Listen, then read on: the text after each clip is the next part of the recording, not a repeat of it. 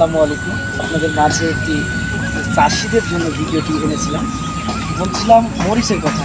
দেখুন কত বড় বড় সাইজের মরিচ আপনাদের দেখাচ্ছি, আপনারা দেখুন। কেউ কখনো যদি এই সাইজের মরিচ দেখতে পান অথবা এই মরিচের জাতের নামটি জানেন অবশ্যই কমেন্টে জানাবেন। দেখুন একবার মরিচের সাইজগুলা দেখুন, কত বড় বড় সাইজের।